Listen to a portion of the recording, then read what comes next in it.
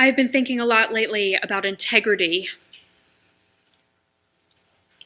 I believe that integrity is the most fundamental of our Quaker testimonies. Because without integrity, we will not have the wholeness that is required to work for peace. And without integrity, we cannot covenant with ourselves or with our community to work for equality.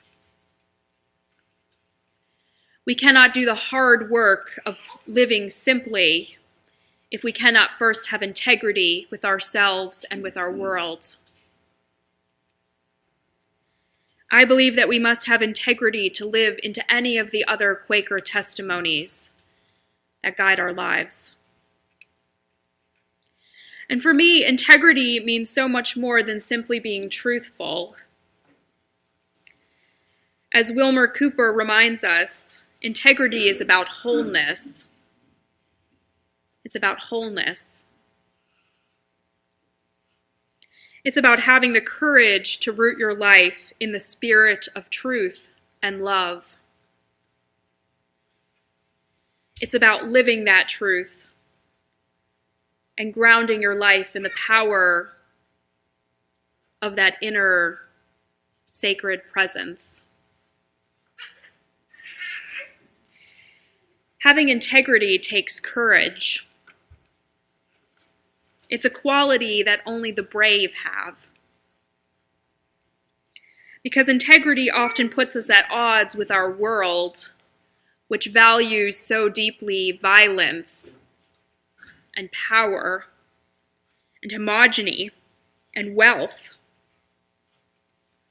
Integrity is deeply countercultural. Think of the incredible bravery that was shown by John Woolman when he declared to the world that he would not support slavery. Think about how deeply unpopular that made him, even among other Quakers. Think about the courage that it took for Martin Luther King Jr. to march, to protest, to be arrested, to stand publicly. It took courage and it took integrity to do what he did. Think of the incredible courage and integrity that it took Susan B. Anthony to publicly march and demonstrate for the rights of women, in particular for the right of women to vote. It was a deeply unpopular position, and it took true integrity for her to do that work, and true courage. Think of the courage that was shown by Harvey Milk when, as an openly gay man, he ran for public office and worked tirelessly for the needs of the GLBTQ community. It took true integrity and true courage. I've been thinking about integrity often over the last several months, since this fall, because as many of you know, this past fall we received a series of statements from a task group appointed by North Carolina Yearly Meeting. The task group asked that each meeting within the yearly meeting affirm a series of statements, or that they write why they would not affirm the statements, that they wrote a statement saying why they could not affirm the statements that we were sent. And one of the statements was about Friends' historical testimony of integrity. And that statement led me to think deeply about our testimony, our historical testimony of integrity, and what that means for me.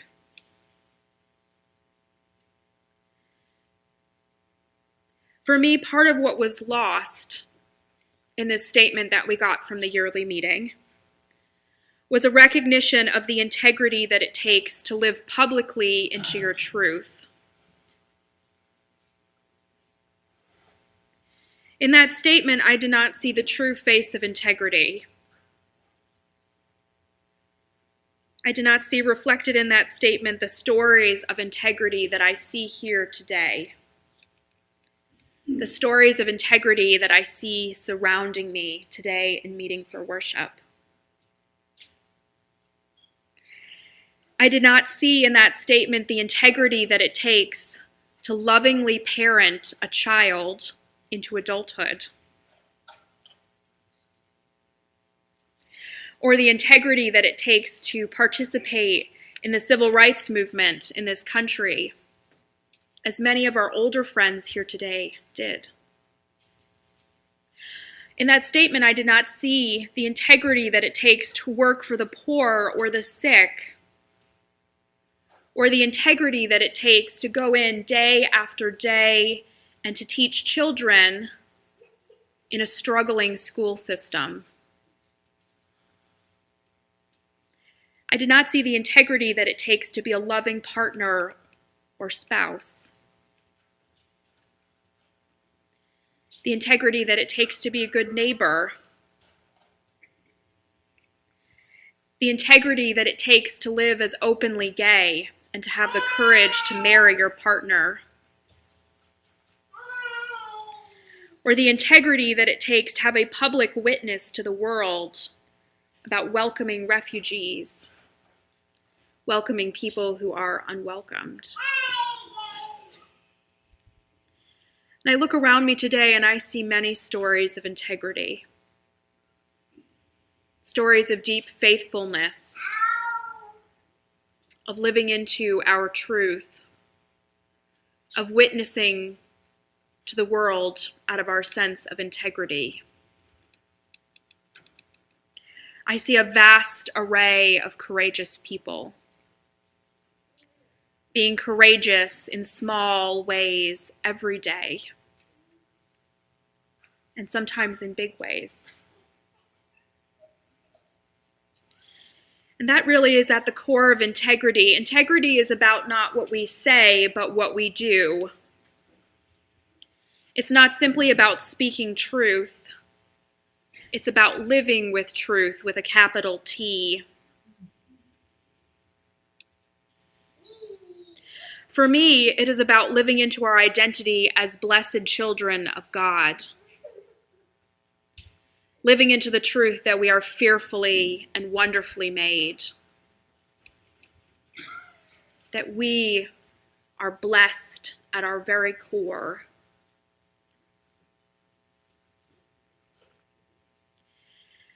I believe in order to live with integrity, especially the way that Quakers have always practiced this testimony, you must be part of a community. That integrity and community come hand in hand. Because community provides us with the space to do discernment. And discernment is key to integrity. We have to discern what the truth is in order to live into that truth. And I would like to tell you a small story to illustrate this. George Fox, in his journal, somewhere around chapter 5, he shares a story about the town of Litchfield. George Fox said that God spoke to him and told him that he should remove his shoes, even though it was the dead of winter, and that he should walk barefoot through the town of Litchfield. Some of you may remember this story. And that while he was walking barefoot through the town of Litchfield, he should cry, "Woe, woe to bloody Litchfield." So George Fox, in his faithfulness, took off his shoes in the dead of winter and walked through Litchfield and yelled, "Woe, woe to bloody Litchfield," as he did that. Now, I think this is a great example, and I believe that this was a true leading, because that is how he portrays it in his journal. But I think this is a great example of where community discernment is needed. Because we can think that we are living into the truth. We may believe with all of ourselves that we are living into the truth, but it is very hard for us to know for sure as individuals if we are living into God's truth. We need the accountability of a community. We need a group of people who will compassionately and lovingly listen to us and help us discern if we are being faithful to our truth. And I like to think if George Fox at that point in his ministry had had a community, that the community might have been able to sit and lovingly labor with him around this particular call. And they might have convinced him that it was not needful for him to walk barefoot through Litchfield. Perhaps not. Perhaps it was a true call. But he did not have a community to support him in that discernment. Community and integrity go hand to hand because it is hard for us to live with integrity on our own. We need the accountability of a community, and we need a community to help us discern what the truth is. We cannot always see on our own how best to live into our truth.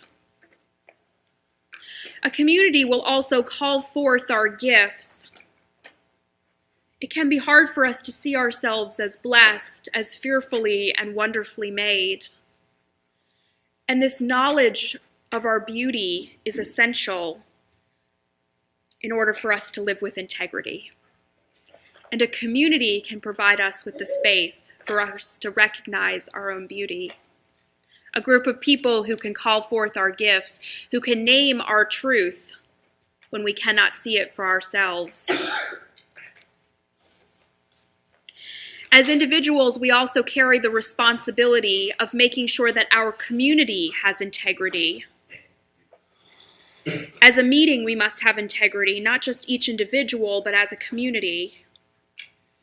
And here at New Garden Friends meeting, we live into this truth by participating in our committee system and by attending meeting for worship with a concern for business once a month. It is through our corporate discernment work that we live as a community of integrity. And this corporate discernment work, it leads us to statements and beliefs that are grounded in the Spirit and that are grounded in scriptural truths, including our public witness that we stand against war, and our public witness that we welcome refugees, and our public witness that we stand for marriage equality. These are all examples of how we have lived as a community of integrity in the past.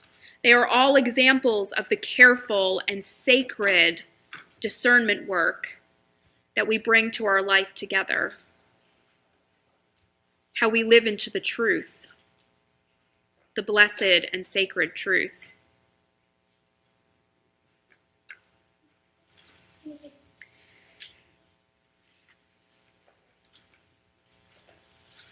Integrity is complex and challenging. I think it's perhaps one of the least popular of the testimonies, right next to simplicity, which none of us really like to talk about. Integrity is a hard one because it calls forth in us something that may not be comfortable. Living with integrity is not always comfortable. And because it is deeply countercultural, it may not always make us popular. It is a challenging testimony to carry to the world, a challenging thing to witness to. But this morning, friends, as we enter into our time of silent worship, as we enter into our week, I would challenge you. I would challenge you to remember that you are fearfully and wonderfully made, that you carry within you a divine truth, a truth that is about love and glory and grace. And I would encourage you to be faithful to this truth, to have integrity in how you conduct yourself, and to do the difficult work of discerning within community what integrity looks like for you. Friends, let us continue to be what we have always been here at New Garden Friends Meeting. Let us continue to be a people of integrity.